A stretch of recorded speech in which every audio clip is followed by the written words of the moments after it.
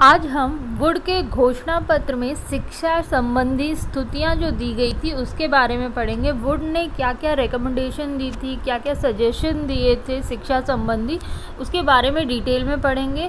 उन्होंने हर पहलू को छुआ था शिक्षा से रिलेटेड और लाइन वाइज एकदम स्टेप वाइज क्रमबद्ध तरीके से अपनी स्तुति बनाई थी और किसी भी पहलू को उन्होंने छोड़ा नहीं था।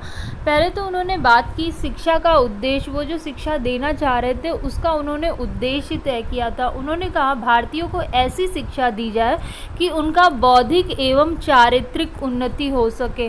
दोनों पहलुओं को उन्होंने इम्पोर्टेंस दी। सिर्फ उनकी बुद्धि ही नहीं, उनके चरित्र को भी और उन्नति करना है या अच्छा बनाना है, बेहतर बनाना है, ऐसा उनकी शिक्षा का उद्देश्य था। नेक्स्ट उन्होंने कहा पाश्चात्य शिक्षा द्वारा भारतीयों की भौतिक संसाधनों में उन्नति कराना। पाश्चात्य शिक्षा दी जाए सो दैट भौतिक संसाधन जो हैं, जो भारतीयों में कमी है उस चीज़ की, उसकी भी उन्नति हो सके, ऐसी शिक्षा देंगे हम। कंपनी के लिए सुयोग्य कर्मचारी को तैयार करना। अच्छा, उन्होंने साफ साफ बोल दिया। पहले जो और आज्ञा पत्र आए थे उनका भी मोटिव कहीं ना कहीं यही था, सुयोग्य कर्मचारियों को तैयार करना ब्रिटिशर्स के लिए, और इसमें भी वही था। पर इन्होंने क्लियरली उसे लिखा भी कि कंपनी के लिए सुयोग्य अधिकारी तैयार हो सके, ऐसी शिक्षा हमें देनी है। नेक्स्ट, भारतीयों के जीवन स्तर को बेहतर बनाना।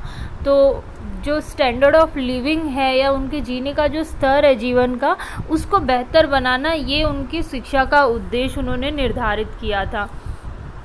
नेक्स्ट उन्होंने बात की शिक्षा का उत्तरदायित्व। अच्छा, बहुत ही इसमें कन्फ्यूजन चल रहा था कि कभी ये सरकार के पास जाती थी जो रिस्पॉन्सिबिलिटी है शिक्षा को चलाने की, कभी ये कंपनी के पास जाती थी, कभी मिशनरीज़ कुछ कर रहे हैं। तो इन्होंने, वुड ने शिक्षा का उत्तरदायित्व किसको दिया अपने रिकमेंडेशन में? वुड ने घोषणा पत्र में यह स्वीकार किया कि भारतीय शिक्षा का उत्तरदायित्व सरकार पर हो। उन्होंने कहा सरकार पर होना चाहिए शिक्षा का उत्तरदायित्व और किसी के पास नहीं।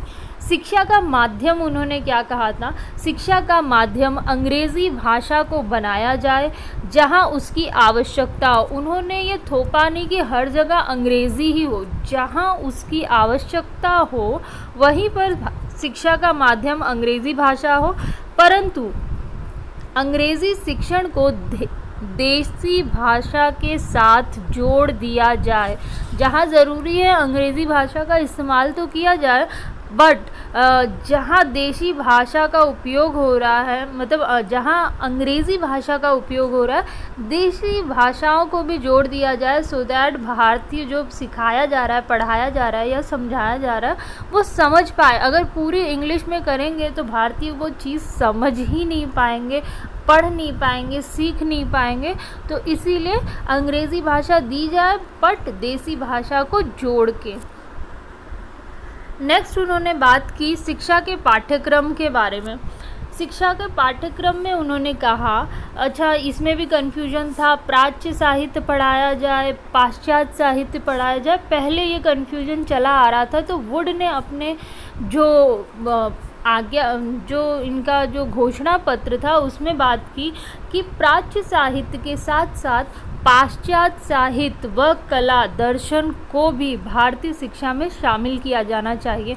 इन्होंने दोनों को जगह दी, प्राच्य साहित्य को भी और पाश्चात्य साहित्य को भी। इन्होंने कहा दोनों को पढ़ाया जाना चाहिए और या भारतीय शिक्षा में शामिल किया जाना चाहिए। क्रमिक विद्यालयों की स्थापना। क्रमिक विद्यालय, जो विद्यालय थे उनका एक क्रम निर्धारण कर दिया गया था वुड के अनुसार। क्रमिक विद्यालयों की स्थापना के बारे में उन्होंने बात की।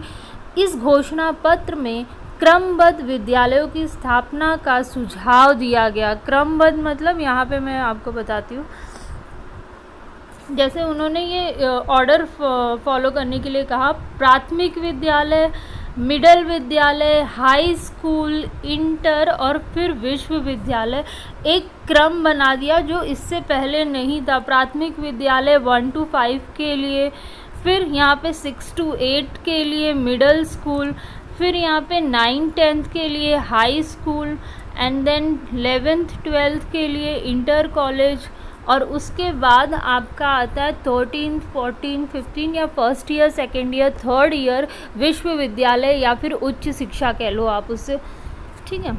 नेक्स्ट हमारा है वुड ने बात की उच्च शिक्षण संस्थानों के ऊपर या उच्च शिक्षण संस्थानों की स्थापना के ऊपर। उन्होंने कहा वुड के घोषणा पत्र पर उच्च शिक्षा प्रदान करने के लिए विश्वविद्यालयों की स्थापित करने का सुझाव दिया गया। उन्होंने कहा कि हाई स्कूल मतलब उच्च शिक्षा देनी है तो उच्च शिक्षण संस्थानों की स्थापना भी करनी होगी।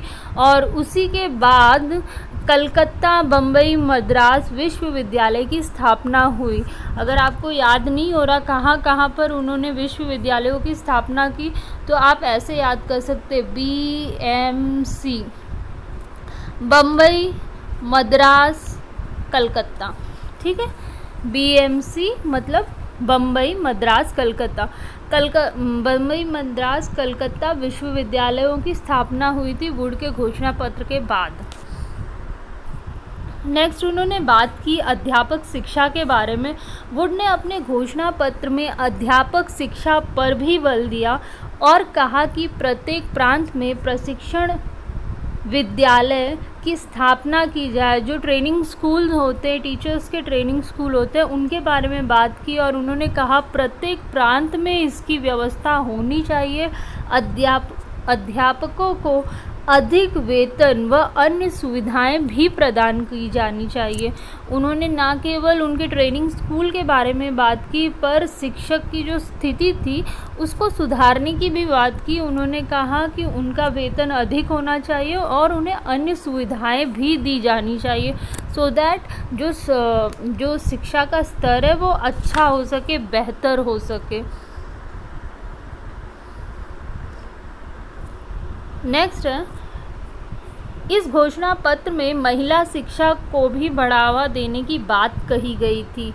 अच्छा, इन्होंने महिला शिक्षा को भी नहीं छोड़ा, मतलब उस पॉइंट को भी अपने पत्र में रखा और उन्होंने उसको बढ़ावा देने की बात कही तथा सरकार को मैत्रीपूर्ण व्यवहार करने का सुझाव दिया। उन्होंने कहा सरकार इसको भी या इस एंगल को भी देखे या महिला शिक्षा की ओर भी ध्यान दे। नेक्स्ट था व्यावसायिक शिक्षा को बढ़ावा। जो वोकेशनल एजुकेशन है उसके बारे में भी इन्होंने बात की और कहा प्रत्येक प्रांत में एक व्यावसायिक शिक्षण संस्थाएं स्थापित की जाए जिससे भारतीयों की बेरोजगारी को दूर कर सके तथा उन्हें सरकारी नौकरी के योग्य बना सके। तो सरकारी नौकरियों की बात की गई और भारतीयों में या भारत में जो बेरोजगारी है उसको दूर करने के लिए भी उन्होंने सजेशन दिया कि व्यावसायिक शिक्षण केंद्र भी खोले जाने चाहिए प्रत्येक प्रांत में। नेक्स्ट उन्होंने लास्ट उनका पॉइंट था वुड के घोषणा पत्र में भारतीय विद्यालयों को अनुदान देकर आर्थिक सहायता प्रदान करने का सुझाव दिया। अच्छा, वुड ने वो जो भारतीय विद्यालय थे, जो स्कूल्स थे जो प्राच्य साहित्य के ऊपर काम करते थे, उनको भी कहा गया कि उनको भी हम आर्थिक सहायता प्रदान करेंगे और वो अपने पत्र में इस चीज़ को भी उठाया कि उनको भी आर्थिक सहायता या अनुदान दिया जाना चाहिए सो दैट वो अपना काम कर सके अच्छे से। और कुछ शर्तों के साथ माध्यमिक स्तर के विद्यालयों को अनुदान देने की सिफारिश की गई। उन्होंने माध्यमिक स्तर के विद्यालयों के लिए भी अनुदान देने की बात कही पर कुछ शर्तों के साथ। वो कुछ शर्तें क्या थी वो अभी आगे हम पढ़ेंगे। आज के लिए इतना ही। हमने आज सिफारिशों के बारे में बात की और डिटेल में बात की कि किन किन बिंदुओं पर वुड ने बात रखी अपनी और ऑलमोस्ट शिक्षा के हर क्षेत्र पे उन्होंने अपना पॉइंट रखा।